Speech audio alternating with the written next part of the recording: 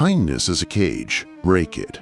Why is it that the nicest people always seem the most exhausted, the most stuck? You've been taught since childhood that being kind, humble, selfless, that's what makes you good. But here's the thing no one tells you. Sometimes, kindness is a cage. A velvet trap that keeps you tame, predictable, easy to manage. It's not about love, it's about control. Nietzsche saw this game for what it was. In On the Genealogy of Morals, he argues that what we call morality, especially Christian morality, wasn't born from strength. It came from weakness, resentment. Slaves who couldn't fight back, so they called their powerlessness virtue. That's why pity is praised and pride is punished. You start to feel guilty for wanting more, for showing your teeth. You learn to say sorry when you haven't done anything wrong. You smile when you want to scream. And slowly, without even noticing, you shrink. You forget you ever had claws. Here's the twist. Goodness isn't always good for you. In fact, the very traits you're told make you moral. Obedience, modesty, self-sacrifice. Those are the same traits that keep you small, controlled, safe. But safe isn't free. And deep down, you know that. So ask yourself, who benefits when you silence your anger? Who wins when you always put others first? If your goodness only ever serves others, but never yourself, is it really goodness? Or is it just surrender with a smile? It's time to start breaking the bars of that cage. Because in the next section, we're going to talk about power and why the world's most evil people might understand something you don't yet. Society rewards the tame, not the true. Why is it that the quiet kid who follows every rule gets the gold star, while the one who asks too many questions gets sent to the principal's office? From the first day of school, you're trained to be tame. Sit still, raise your hand. Don't push too hard, don't think too loud. And if you do think deeply about death, power, meaning, you're told to keep it to yourself. You learn real quick that the system doesn't reward truth. It rewards obedience. Predictability. Soft edges. Nietzsche saw this coming. In Thus Spoke Zarathustra, he warned that society doesn't want creators. It wants copycats. Echo chambers. People who fit inside the mold and never ask who built it. You're not punished for being wrong. You're punished for being dangerous, for noticing the cracks, for saying, hey, maybe this entire setup is rigged. And once you see it, you can't unsee it. You start to realize that your weirdness, your intensity, your refusal to play dumb, that's not a flaw. It's threatening. Not because it's broken, but because it's free. Here's the uncomfortable truth. Being smart, honest, or awake won't make you popular. It might make you a target, but that's the cost of not being a puppet. So the real question isn't, why don't they like me? The question is, why would they? If you're doing this right, they shouldn't. In the next section, we're going to dive deeper into that discomfort, into the loneliness, the friction, the price of thinking for yourself, and why it's still worth paying. History hides the strongest minds. Why is it that the people who shake the world are always the ones we're told to fear or ignore? History doesn't celebrate its rebels while they're alive. It locks them up, silences them, labels them mad, arrogant, dangerous. Then, years later, rewrites the story. Suddenly, they're geniuses, visionaries, saints. But in the moment, they're a threat to the script. Take Socrates. Guy walks around Athens asking uncomfortable questions, challenging the gods, poking holes in every belief people clung to. So what happened? They poisoned him, said he was corrupting the youth. Nietzsche dared to say God is dead, dared to dissect morality, to call out the lies baked into virtue. They called him insane. He died alone, misunderstood. Malcolm X spoke too boldly, stood too tall, refused to play the polite, smiling role. So they killed him, branded him extreme, angry, unforgivable. Even in modern times, it hasn't changed. Look at Elon Musk. Love him or hate him, the man breaks rules, says what he wants, doesn't ask for permission. And because of that, he's painted as a villain, a lunatic, a narcissist. The pattern's always the same. Those who refuse submission get vilified, then mythologized. Now, compare that to the people who played it safe, who followed the script: college, career, compliance. You don't know their names because they disappeared into cubicles, into quiet lives, into polite conversations about weather and traffic. Nothing wrong with that, if that's truly what you want. But let's not pretend the system rewards brilliance. It rewards predictability. The ones who stand out, they burn bright, and they burn alone, at least at first. So here's the real question. Would you rather be loved for being fake or hated for being real? Because next, we're diving into the anatomy of a dangerous mind.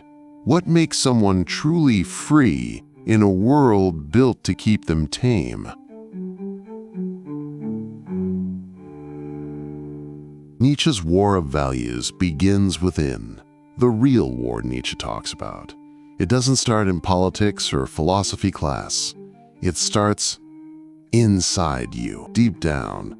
There's a battle between the part of you that wants to belong and the part that wants to become. That's the will to power.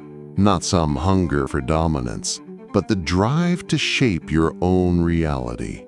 To look at the world and say, no, I decide what this means. In Thus Spoke Zarathustra, Nietzsche puts it like this: the spirit now wills his own will, and he who had been lost to the world now conquers the world.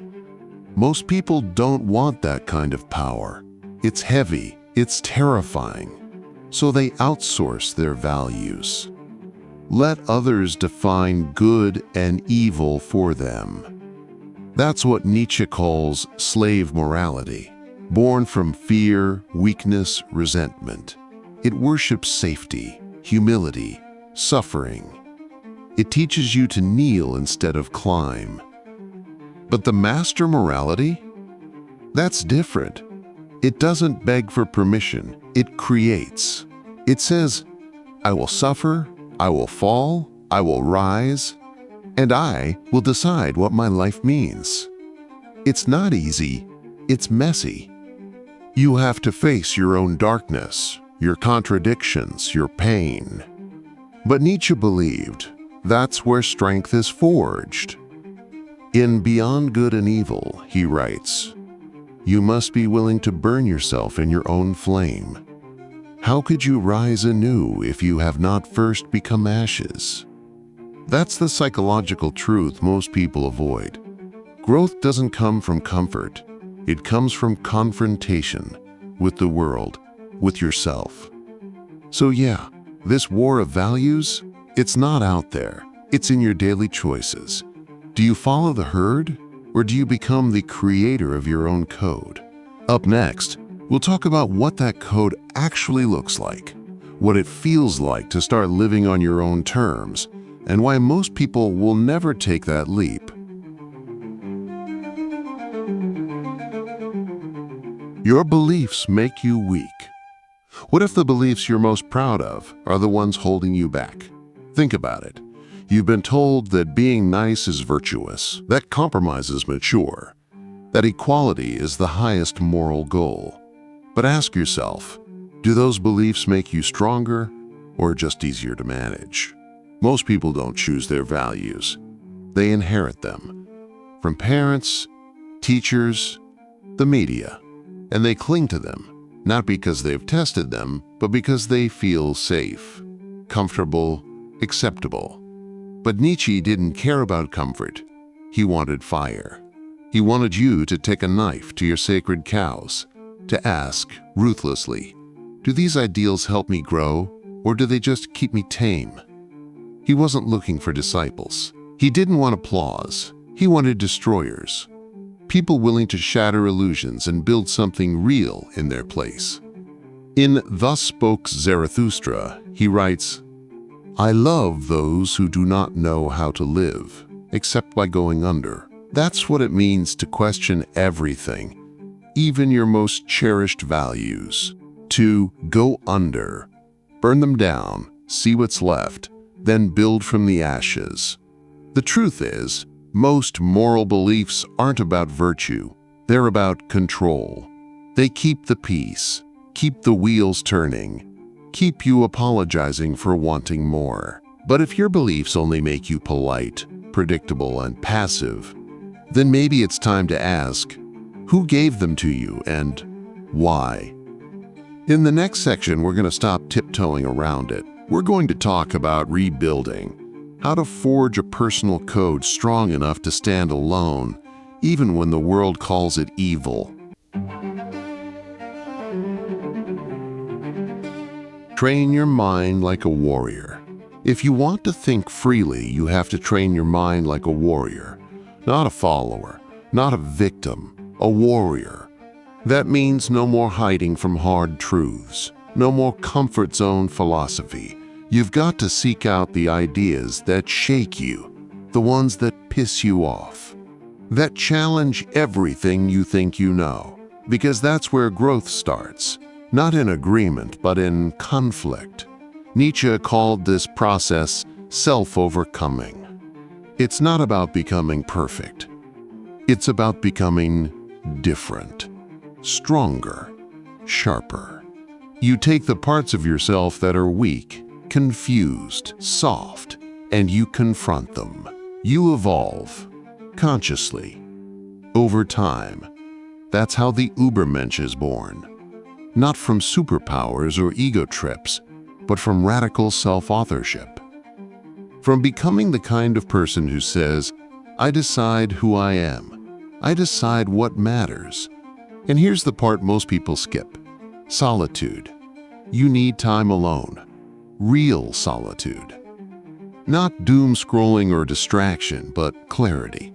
Time to sit with your thoughts, your fears, your contradictions. Time to listen to that inner voice most people drown out. That's where your will is forged, not in the crowd, but in the quiet. Nietzsche didn't want you to copy him. He wanted you to surpass him. To become someone who doesn't borrow meaning, but creates it. That takes discipline, reflection, courage. But most of all, it takes honesty, brutal, relentless honesty. So ask yourself, are you training your mind to win battles or to avoid them? Coming up next, we'll explore what it really means to live without a master and why freedom isn't something you're given, it's something you take. Stop playing the moral game. Every day you're being scored, not by truth, not by strength, but by morality, a system rigged to keep you in line. At work, if you speak too boldly, you're aggressive. Online, if you question the wrong narrative, you're problematic. In politics, if you don't toe the party line, you're evil. See the pattern? Morality isn't about right and wrong. It's about obedience. It's a game, and you were never meant to win. Nietzsche called this out over a century ago. He saw how guilt gets weaponized, how morality turns into a leash. You're trained to feel bad for wanting power, for telling the truth, for not bowing. But here's the move that changes everything. Stop playing the moral game. That doesn't mean you become cruel. It means you stop letting other people's guilt tricks define your actions. In Beyond Good and Evil, Nietzsche urges us to go beyond simplistic labels, to live outside the herd's rules. Because real power?